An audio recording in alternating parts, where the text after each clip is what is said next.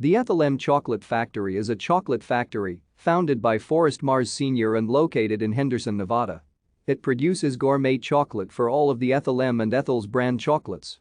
The company distributes their products mainly via phone and internet on their website, although they also operate several retail outlets located in and around Las Vegas, Nevada.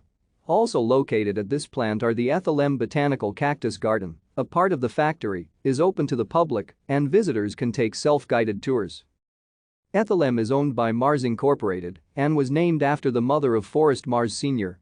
Forrest Mars Sr. created Ethel Chocolates in 1978, which opened in 1980 as a project to cure the boredom he experienced after retiring.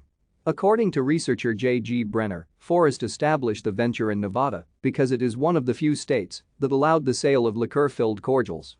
He started Ethel with two of his past associates, Alan Thomas as general manager and Dean Musser as CFO. Thank you for watching. Like and subscribe if you would like to view more of our videos. Have a nice day.